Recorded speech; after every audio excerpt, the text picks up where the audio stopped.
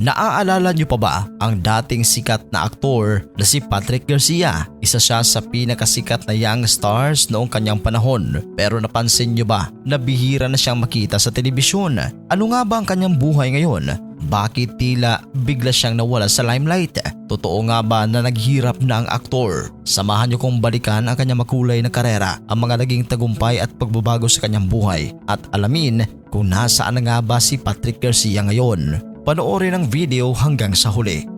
Sa tunay na buhay, siya ay si Franz Patrick Velasco Garcia na ngayon 44 na taong gulang. Ipinanganak siya noong September 14, 1981 sa Makati City, Metro Manila. Nagsimula siyang umarte noong 1992. Nakilala siya sa sikat na pambatang gag show na Ang TV ng ABS-CBN kasama ang kanyang kapatid na si Cheska Garcia. Dito unang nasilayan ng publiko ang kanyang natural na husay sa pag-arte at pagiging komedyante, dahilan upang mabilis siyang mapansin ng mga director at producer. Lalong kuminang ang kanyang pangalan nang mapabilang siya sa Star Circle Batch 2 noong dekada 90. Naging tanyag siya bilang teen heartthrob dahil sa kanyang husay sa pag-arte at itsurang boy next door. Isa rin siya sa mga artistang madalas mapabilang sa malalaking proyekto ng ABS-CBN noong kasagsagan ng kanyang kasikatan. Pumatok rin siya sa takilya at pinuri ng mga kritiko ang kanyang pagganap sa pelikulang Madrasta noong 1996 at lalo na sa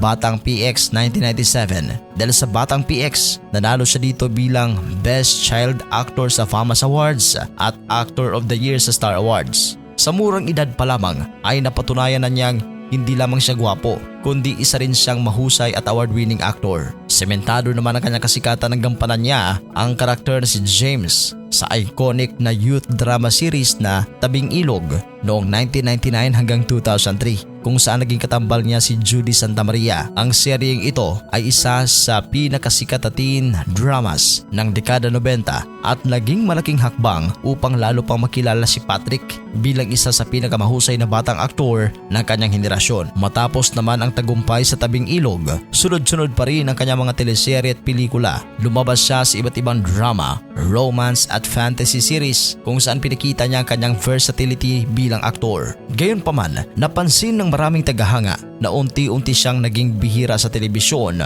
kumpara nung kasagsagan ng kanyang karera. Hindi tuluyan nagretiro si Patrick, ngunit dumaan siya sa mga mahahabang hiatus o pahinga dahil sa mga sumusunod na dahilan. Noong 2008, pansamantala siyang umalis ng bansa patungong New York sa gitna ng pagbubuntis ng kanyang dating nobya na si Jeneline Mercado upang humupa ang mga kontrobersya at intriga sa kanyang personal na buhay. Ginamit din niya ang panahong iyon upang subukang mag-aral ng directing sa New York University. Nang magkaroon ng sariling pamilya, pinili niyang maging isang hands-on na ama at asawa. Naging mapili rin siya sa pagtanggap ng mga proyekto upang mabigyan ng sapat na oras ang kanyang pamilya. Sa halip na tanggapin ang bawat alok, mas pinili niya magkaroon ng balanse sa pagitan ng kanyang karera at responsibilidad bilang isang ama. Siya ay masayang kasal kay Nika Martinez. 11 years na silang nagsama bilang kasal. Tutok siya sa pagpapalaki sa 4 nilang anak na si Chelsea, Patrice, Pia at Pablo. May anak din siya kay Jeneline Mercado na si Alex Jazz.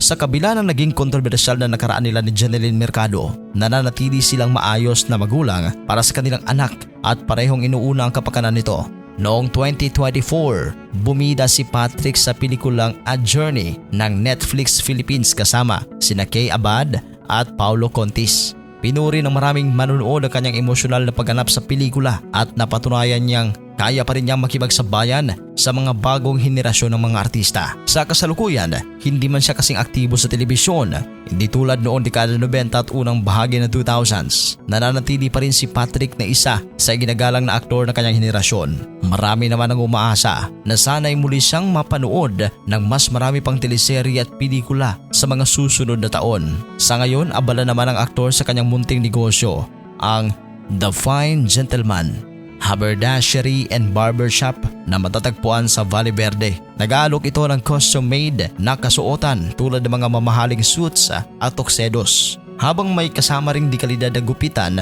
at grooming services para sa mga kalalakihan. Makikita rin sila sa kanilang YouTube channel na Garcia Family. Anong reaksyon ninyo dito sa ating video? Mag-comment lang sa ating comment section. At sa mga hindi pa nakapag-subscribe, huwag kalimutan na mag-subscribe sa Showbiz Caster. Maraming salamat po.